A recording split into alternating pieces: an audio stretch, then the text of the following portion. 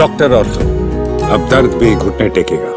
नमस्कार, मैं हूं रवि सिंह। हरियाणा में इस वक्त चुनावी मौसम चल रहा है। सभी प्रत्याशी चुनाव प्रचार में जुटे हुए हैं। इसी बीच हम आपके लिए हरियाणा के सियासी किस्सों की एक फहरिस्त लेकर आए हैं, जिससे आपके राजनीतिक ज्ञान में इजाफा होगा।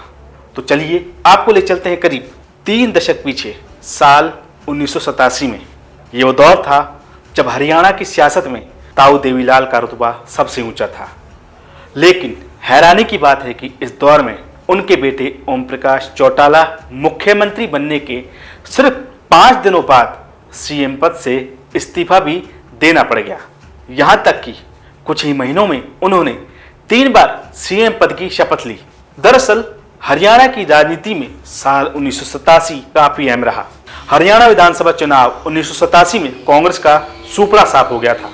90 सीटों की विधानसभा में कांग्रेस सिर्फ 5 सीटों पर ही जीत पाई, जबकि सबसे ज्यादा लोकदल 60 सीटों पर जीत हासिल करने में कामयाब रही।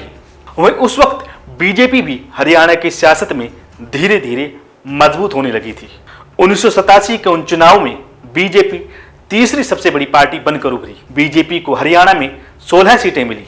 यही वो दौर था जब हरियाणा में मार्क्सवादी भी मजबूत हुआ करते थे।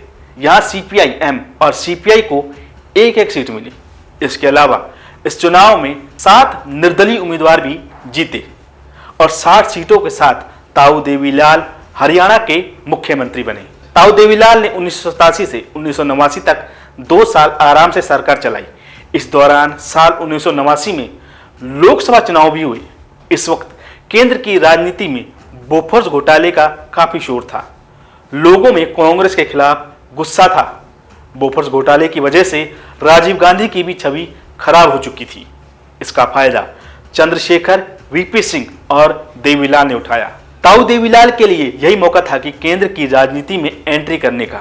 अब वो केंद्र की राजनीति में ज्यादा एक्टिव हो गए थे, क्योंकि साल 1989 लोकसभा चुनाव में कांग्रेस को सिर्फ 193 सीटें आई। किसी को भी बहुमत नहीं मिला था। जनता दल की 140 सीटें और बीजेपी की 88 सीटें आई। सबसे बड़ी पार्टी होने के बाद भी राजीव गांधी सरकार नहीं बनाना चाहते थे। इसी वजह से जनता दल को सरकार बनाने का मौका मिला। इसके तहत केंद्र में वीपी सिंह प्रधानमंत्री बने और ताऊ देवीलाल उप प्रधानमंत्री बने।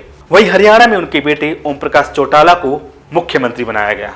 लेकिन उस वक्त ओम प्रकाश चौटाला हरियाणा विधानसभा के मेंबर नहीं थे।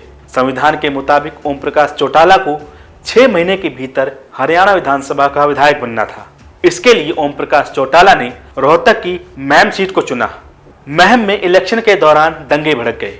सड़कों पर लोगों के बीच मारपीट हुई। पुलिस को एक्शन लेना पड़ा। इस दौरान एक पार्टी वर्कर की भी मौत हो गई। हिंसा की वजह से चुनाव रद्द हो गया। वहीं कुछ दिनों बाद महम में फिर चुनाव हुए, लेकिन दोबारा भी चुनाव के दौरान हिंसा हो गई और चुनाव को रद्द करना पड़ा। ओम प्रकाश चौटाला को 6 महीने के भीतर विधायक बनना था, लेकिन वो बन नहीं पाए। इसी वजह से उनको मुख्यमंत्री पद से इस्तीफा देना पड़ा। उनकी जगह बनारसी दास गुप्ता हरियाणा के मुख्यमंत्री बने। वहीं इसके कुछ दिनों बाद हरियाणा में फिर चुनाव हुए और इस बार ओम प्रकाश चौटाला जीतकर विधानसभा पहुंच गए। और इसके बाद बनारसी दास गुप्ता को हटाकर ओम प्रकाश चौटाला खुद दूसरी बार मुख्यमंत्री बने। लेकिन इस बार भी ओम प्रकाश चौटाला ज्यादा दिन तक सीएम नहीं रह पाए। दरअसल ओम प्रकाश चौटाला पर आपराधिक केस चल रहा था। वीपी सिंह चाहते थे कि जब तक ये केस चल रहा है ओम प्रकाश चौटाला मुख्यमंत्री ना रहे। इस वजह से ओम प्रकाश चौटाला मुख्यमंत्री बनने के 5 दिन बाद सीएम पद छोड़ना पड़ा। इसके बाद मास्टर हुकुम सिंह हरियाणा के मुख्यमंत्री बने। वहीं केंद्र में बीजेपी ने वीपी सिंह की सरकार से अपना समर्थन वापस ले लिया। वीपी सिंह ने प्रधानमंत्री पद से इस्तीफा दे दिया। चंद्रशेखर प्रधानमंत्री बने और देवीलाल दूसरी बार देश के उप प्रधानमंत्री बने।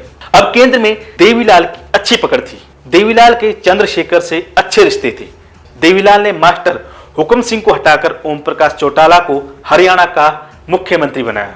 इस तरह ओम प्रकाश चौटाला ने कुछ ही महीनों में 3 बार मुख्यमंत्री पद की शपथ ली। तो ये था आज का हरियाणा का सियासी किस्सा। जुड़े रहिए हमारे चैनल के साथ, लाइक और सब्सक्राइब कीजिए चैनल फॉर न्यूज़ इंडिया।